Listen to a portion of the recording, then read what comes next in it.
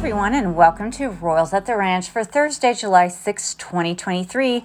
This week is the story of lovely Luma and how she escaped at a reptile expo in November of 2022 and found her way to my table. I'm Lori with Behavior Education at Spirit Keeper Animal Sanctuary, and I was doing an educational lecture at a reptile expo in Colorado. Luma escaped and found her way to my table, and I subsequently ended up bringing her home with me and immediately put her in quarantine, as I do with all the snakes, and had a Nidovirus test done and got the results and was quite surprised that she came back positive. And so Luma was in quarantine for quite a while, in fact, 8 months. And during her time in quarantine, she had her very own exercise tent and her very own enrichment items that only she used. And when she would have visitors or I would handle her for videos, I would take her out of her quarantine enclosure, handle her for the video, visitors would handle her. She would go directly back into her quarantine enclosure. And then I would change clothes and wash my hands, etc. And the visitors would hold and interact with no other snakes that day. Luma subsequently had 4 additional Nidovirus tests. So she's had 5 Nidovirus tests at 4 different labs. And she's only ever had the 1 positive test. At all of the other labs, she tested negative, including the University of Florida, which, to the best of my knowledge and that of my veterinarian, is the premier lab to have Nidovirus or Serpentovirus tests done. In fact, if they find that your snake is positive, they sequence the actual virus and they will tell you what strain they have. All of the tests, other than that initial one, are indicating that Luma is negative for Nidovirus. And so my original plan, thinking she was positive, was that she was going to perpetually have to be in an isolation room and she would not get to be coming out of her enclosure very often. Now, what you're seeing here is her quarantine enclosure. So I still tried to make it very enriched and stimulating and give her lots of different things to do and interact with, but it was only 3 by 2 by 2. And she's about 4 feet long and an adult royal python. She's an unknown age.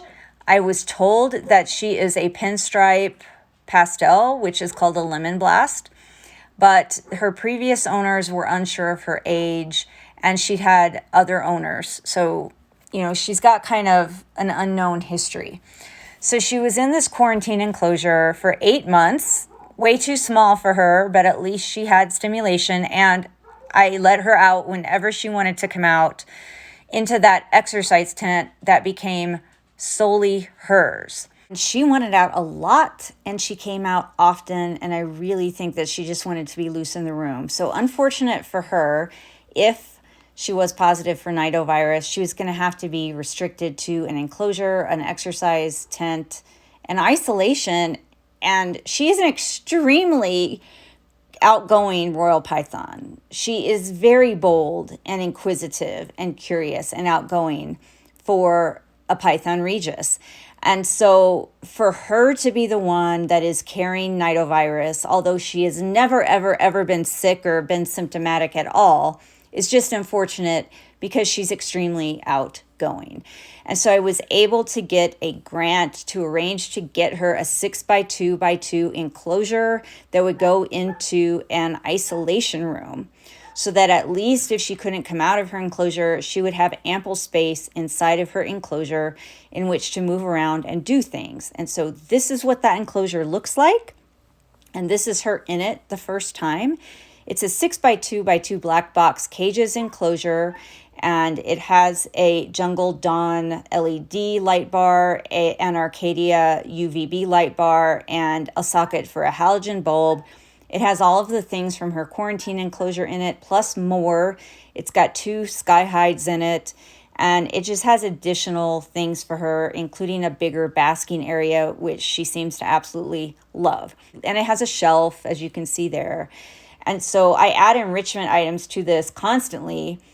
And as soon as there's a new enrichment item in here, she immediately makes a beeline for it. There's no hesitation. There's no trepidation. There's no getting used to it. If I put something new in this enclosure, she immediately notices and she immediately goes straight for it. So she's just a very bold and outgoing royal. She loves to fully stretch out on the shelf.